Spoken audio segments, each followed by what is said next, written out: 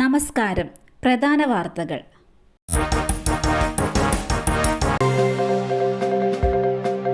ചേർത്തലയിൽ ആൾതാമസമില്ലാത്ത വീട് കുത്തിത്തുറന്ന് മോഷണശ്രമം.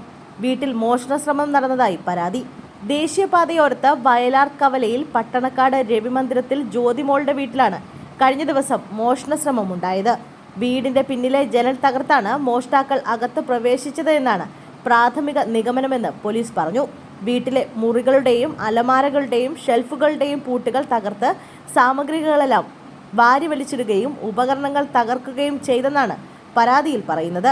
വിവിധ മുറികളിലുണ്ടായിരുന്ന 4 അലമാരകളും തകർത്ത് അരിച്ചുപെറുക്കി പരിശോധിച്ചിട്ടുണ്ട്. എല്ലാ മുറികളുടെയും വാതിലുകളുടെ പൂട്ടുകളും വാതിലും തകർത്തിട്ടുണ്ട്. സ്വർണമൊന്നും നഷ്ടപ്പെട്ടിട്ടില്ല എന്നാണ് കണക്കാക്കുന്നത്. കൂടുതൽ പരിശോധന നടത്തും. വീട്ടിൽ CCTV ക്യാമറകൾ സ്ഥാപിച്ചിട്ടുണ്ടെങ്കിലും ഇതും തകർത്തിട്ടുണ്ടെന്നാണ് വിവരം. മോഷ്ടാക്കളുടെ നീക്കങ്ങൾ ക്യാമറയിൽ പതിഞ്ഞിട്ടുണ്ടോ എന്ന് പരിശോധിക്കുന്നുണ്ടെന്നും പോലീസ് പറഞ്ഞു. 6 വയസ്സുകാരിയെ പീഡിപ്പിച്ച അച്ഛന് ജീവപര്യന്തം. 6 വയസ്സുകാരിയായ മകളെ പീഡിപ്പിച്ച കേസിൽ പ്രതിയായ 40-കാരൻ അച്ഛന് 3 ജീവപര്യന്തവും 90,000 രൂപ പിഴയും ശിക്ഷ. തിരുവനന്തപുരം അതിവേഗ പ്രത്യേക കോടതിയാണ് ശിക്ഷ വിധിച്ചത്. ഇതുകൂടാതെ വിവിധ വകുപ്പുകളിൽ 21 വർഷം കഠിന തടവുമുണ്ട്. പിഴ ഒടുക്കിയില്ലെങ്കിൽ 1 വർഷം കൂടുതൽ തടവ് അനുഭവിക്കണമെന്ന് വിധിന്യായത്തിൽ പറയുന്നു. ഈ ശിക്ഷകൾ ഒരുമിച്ച് അനുഭവിച്ചാൽ മതി.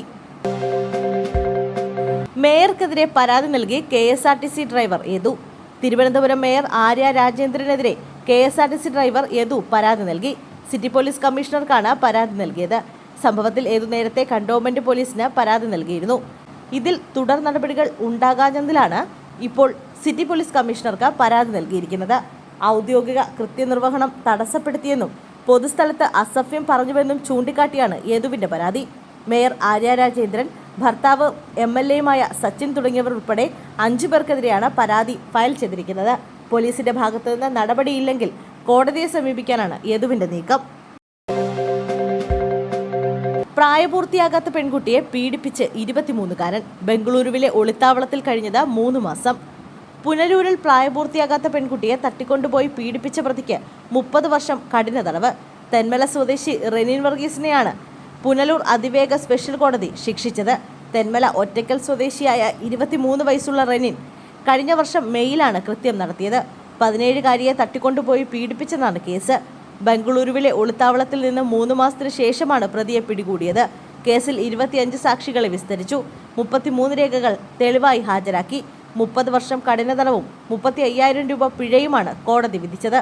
പിഴത്തുക അതിജീവിതയ്ക്ക് നൽകണമെന്നും പിഴ ഒടുക്കിയില്ലെങ്കിൽ 3 മാസം കഠിന തടവ് കൂടി അനുഭവിക്കണമെന്നും കോടതി ഉത്തരവിട്ടു.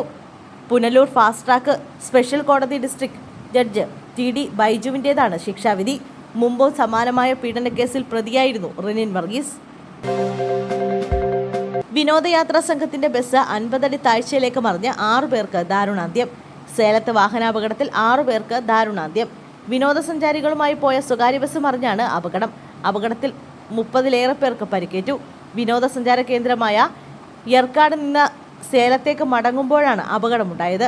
തമിഴ്നാട്ടിലെ സേലം ജില്ലയിലെ യർക്കാട് ചുരം പാതയിൽ വെച്ച് ഇന്ന് രാത്രി 7:30ഓടെയാണ് അപകടമുണ്ടായത്. മരിച്ചവരിൽ ഒരു കുട്ടിയും ഉൾപ്പെടും. ചുരത്തിലെ 11ാം വളവിൽ വെച്ചാണ് അപകടമുണ്ടായത്. വളവ് തിരിക്കുന്നതിനിടെ ഡ്രൈവർക്ക് ബസിന്റെ നിയന്ത്രണം നഷ്ടമായി മതിലിടിച്ച് ബസ് 50 അടി താഴ്ചയിലേക്ക് മറിയുകയായിരുന്നുവെന്നാണ് പോലീസ് പറയുന്നത്. 6 പേരും സംഭവ സ്ഥലത്ത് തന്നെ മരിച്ചതായാണ് വിവരം. 40-ലധികം പേരാണ് ബസ്സിലുണ്ടായിരുന്നതെന്നും പരിക്കേറ്റവരുടെ കൃത്യമായ വിവരം ലഭ്യമായി വരുന്നേയുള്ളൂവെന്നും സേലം പോലീസ് അറിയിച്ചു. പരിക്കേറ്റവരിൽ നിരവധി പേരുടെ നില ഗുരുതരമാണ്. പോലീസും ഫയർഫോഴ്സും സ്ഥലത്തെത്തി രക്ഷാപ്രവർത്തനം നടത്തി. പരിക്കേറ്റവരെ സേലം ഗവൺമെന്റ് ആശുപത്രിയിലേക്ക് മാറ്റി. അപകടത്തെ തുടർന്ന് ചുരത്തിലെ ഗതാഗതം ഏറെ നേരത്തേക്ക് സ്തംഭിച്ചു. അവധിക്കാലമായതിനാൽ വലിയ തിരക്കാണ് അനുഭവപ്പെടുന്നത്.